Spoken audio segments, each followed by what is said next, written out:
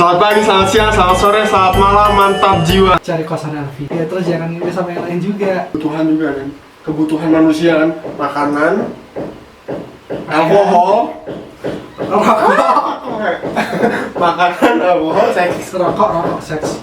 Itu. Kembali lagi di segmen anak yang hilang. Anak yang hilang. Cari jalan pulang. Kita akan membahas mengenai seksualitas lagi. Tapi ini lebih mendalam, berdasarkan Berdasarkan survei dan pengalaman selama 9 bulan hingga 1 tahun. 9 hari ya. Biasanya sih apa sih yang orang pikirin kalau dengar kata seks? Kata seks, orang tuh berpikirnya tentang alat kelamin perempuan wanita, tentang hubungan seksual. Apalagi Terus tabu ya, di Indonesia tuh tabu pokoknya hubungan. Oh, ini saya bersemangat sekali ya. apa ya? Semua hubungan dengan seks itu. Pokoknya di Indonesia itu mungkin ya setelah kami mendapat seminar dari materi-materi ini, kita berdua tuh terbuka. Oh, ternyata tuh seks itu, ini gua ulangin lagi ya, sebelumnya tuh di segmen yang lalu tuh udah pernah Ya, kita pernah membahas tentang yang berkaitan dengan ini, tentang relasi, tentang pacaran, terus juga kita ngomong soal aborsi. Nah, kayaknya penting ya kita bahas ini lebih detail lagi. Ini gua tekanin ya, seks itu adalah pemisahan dari bahasa Latin ya, sekare. Kenapa bisa bilang gitu? Karena ada waktu dulu pernah dapat seminar dari ahlinya yang sudah berkecimpung di dunia itu. Pokoknya seks itu bahasa Latin sekare, artinya pemisahan. Jadi kenapa orang lain tuh berelasi? Karena itu di situ ada keterpisahan ya. Iya, keputusan. Terpisahan dan membutuhkan orang lain. Kenapa kita sebagai makhluk sosial yang harus saling membutuhkan satu sama lain? Nah, karena kita itu makhluk seksual sebenarnya. Mungkin ini yang dipahami orang secara umum ya. Ketika mendengar kata seks itu ya urusannya sama kelamin. Tapi pengertian yang biasa diterima orang dan resminya itu seks artinya memang jenis kelamin, yaitu laki-laki dan perempuan.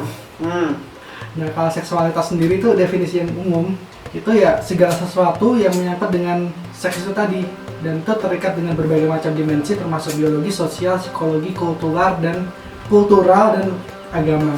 Tapi kalau kita tarik dari akar kata, seks itu dari kata sekare, yang artinya memotong atau memisah. Itu untuk menunjukkan keterpisahan manusia dari Manusia lain. dari sesama. Dan keterpisahan itu dulu ada di rahim ibu, nyambung pakai tali, apa namanya tali itu? Orang yang bilang hari-hari itu kan terus dipotong. Nah, itu dipotongnya di situ, bukan lagi menjadi utuh tapi setengah gitu. Makanya selalu membutuhkan orang lain untuk membuatnya lengkap, utuh seperti itu. Dan seksualitas kemudian dipahami menjadi sebuah energi yang mendorong manusia untuk berelasi satu sama lain untuk mencapai keutuhan diri. Jadi seksualitas itu sangat esensial sebenarnya. Kalau misalnya itu seksualitas itu cinta antar pribadi ya, jadi ya.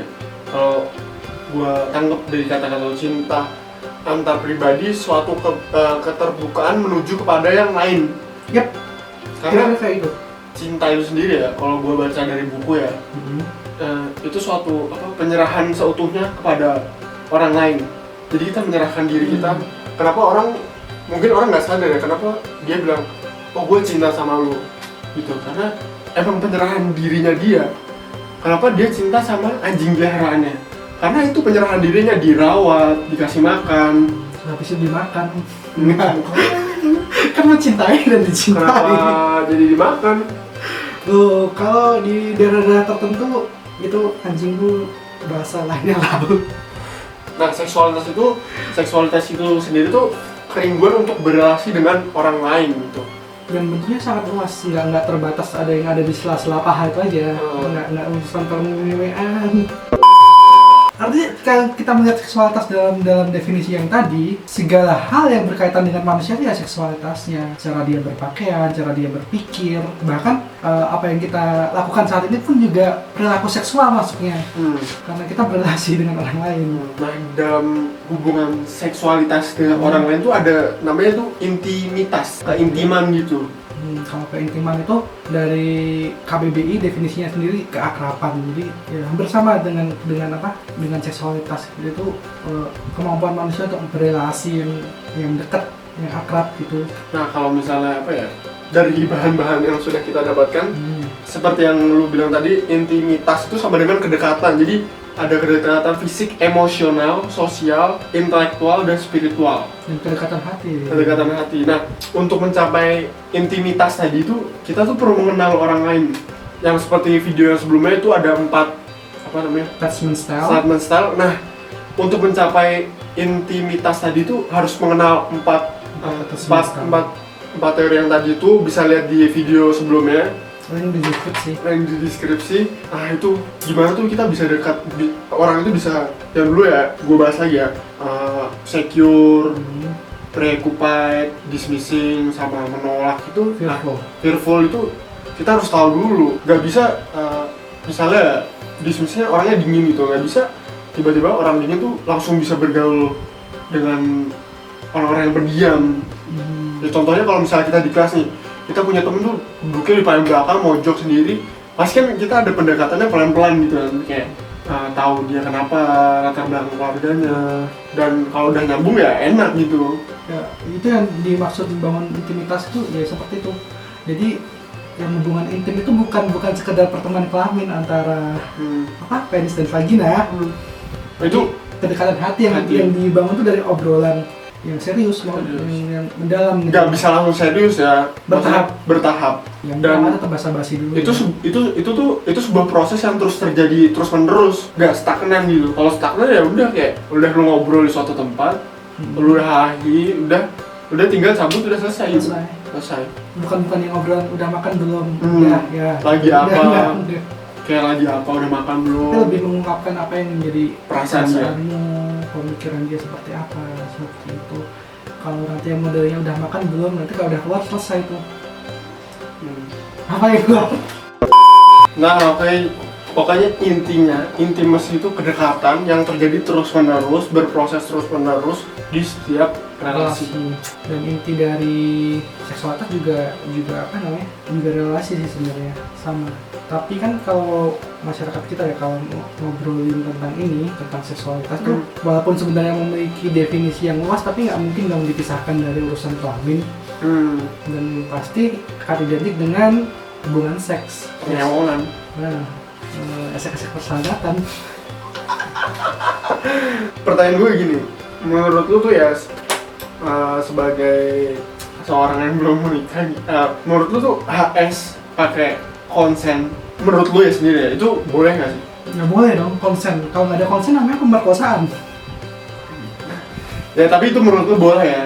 Boleh. Ya, terus juga. Justru dalam pernikahan pun juga perlu konsen loh. Ada istilahnya marital rapist gitu, karena mungkin salah satu lagi nggak pengen, tapi yang satu ngumpet, itu kalau nggak ada kesepakatan tetap hitungannya pemerkosaan. Jadi kesepakatan antara dua belah pihak itu penting.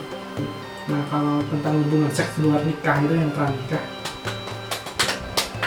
ya boleh ya boleh sih sebenarnya. Cuma menurutku yang penting bukan boleh atau nggak bolehnya sih, sadar nggak sama konsekuensinya. Gue setuju sama statement lu yang kalau mau ngelarang kita siapa anjing, ada Eli lu. Gue setuju sama statement yang terakhir tadi itu, karena ya oke lah konsen lah, tapi terkadang tuh kita nggak mikirin ke depannya gitu. Kayak kalau misalnya tiba-tiba hamil, maksudnya pasangan, maksudnya pacar lo hamil, pertama nih, kalau lu udah siap finansial itu oke lah, finansial nggak apa-apa, tapi kan yang berat tuh mental kadang-kadang. Tapi mental itu mungkin didukung sama finansial tadi, termaafkan lah ya. Termaafkan. Tapi kalau misalnya finansial nggak ada, mental belum siap, nah itu yang susah banget sih, fakta banget sih itu.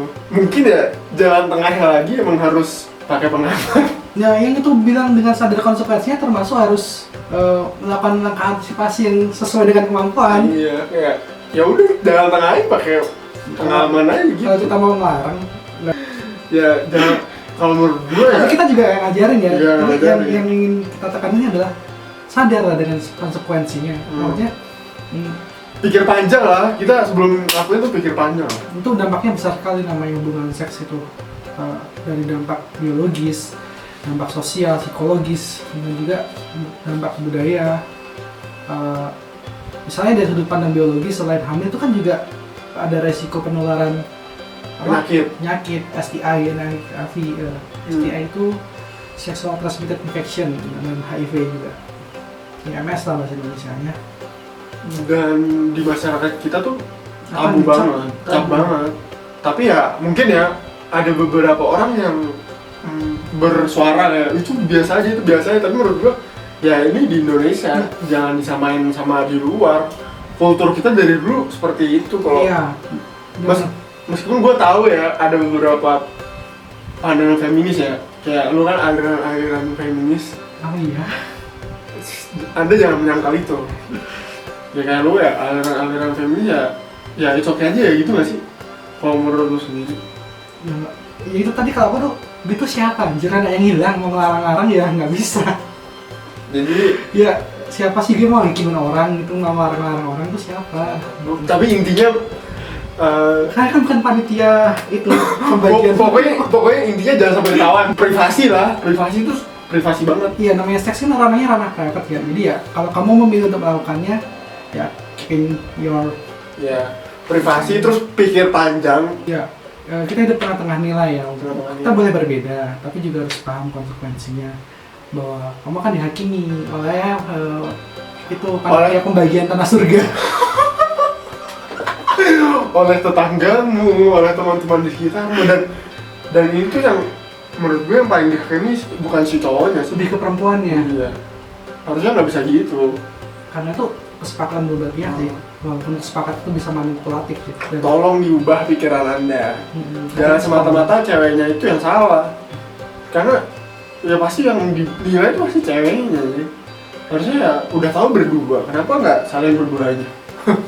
Kecuali korban pemerkosaan. Tapi nanti yang disarang gara-gara misalnya bajunya yang salah. bajunya yang salah. Gak gitu Pak, cara berpikirnya salah anjir. Tapi ini kembali lagi ke seks pranikah atau enggak, bukan malah setuju nggak setuju, tapi sekali lagi lihat konsekuensinya dan yang lebih penting dari itu tujuan hubungan seks itu apa sih sebenarnya? Pada dasarnya kan itu disebut hubungan intim untuk membangun suatu keakraban. Jadi ya memang itu harus diletakkan pada sesuatu yang spesial. Salah satunya adalah ikatan pernikahan. Kalaupun enggak ya minimal setia lah dengan satu pasangan. Misalnya kalau sedang dalam relasi dengan orang lain, ya terus jangan ngewe sama yang lain juga. Kecuali kesepakatan sih mau geng-geng gitu, boleh. Cocok. Lagi nggak Gitu dong. kalau hubungan seks ditujukan untuk sesuatu yang lain, nanti sifatnya adalah eksploratif. Percaya deh, itu kan akhirnya akan kosong, nggak akan menemukan apapun dan nggak akan pernah puas. Dari situ kan bisa lahir yang namanya fetish dan apalagi rapis itu. Pemerkosaan juga awalnya kan karena sifatnya eksploratif. Manusia melihat orang lain itu sebagai objek kan, mempunyai fantasi khusus, bahwa melihat orang nggak berdaya itu memiliki kepuasan tersendiri. Itu kalau itu dikeluarkan dari jalur, dampaknya menjadi eksploratif dengan pernah ada habisnya. Dan apa ya, itu salah satu kebutuhan juga kan, kebutuhan manusia kan, makanan, alkohol, makanan, alkohol, seks, rokok, seks. itu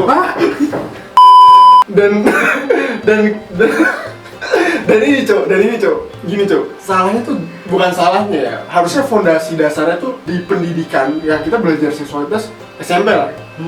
Harusnya tuh pas pendidikan itu bukan sekedar teori, Praktek. praktek. Tapi bukan praktek pergeweannya.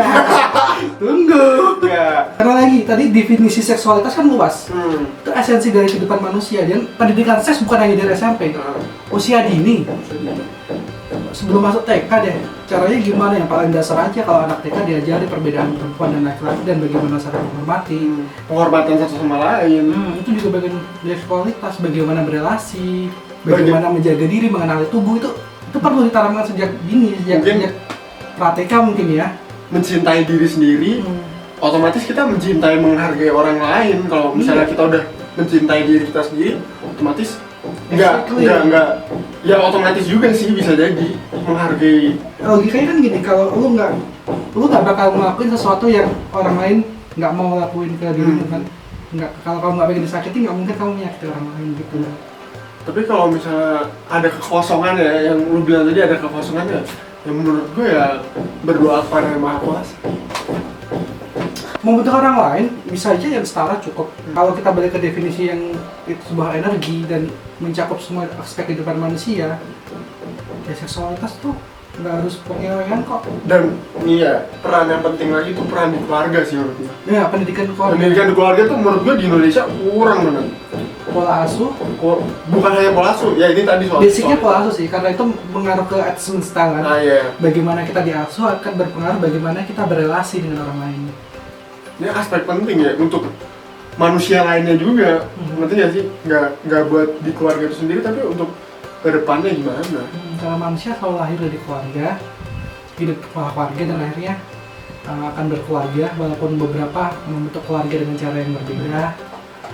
Ya bisa juga ada orang yang kalau misalnya dia bercerai, dia lari dari keluarga, misalnya anaknya punya bapak ibu cerai, tapi dia lari ke masyarakat luas yang belum tentu masyarakat itu membimbing dia baik, siapa tahu malah melenceng mana-mana kan. Ya, basic keluarga. Anak yang hilang, Cari kosan Elvi. kenapa saya lihat sih? Ya kan butuh. Oh ya mahal, Pak.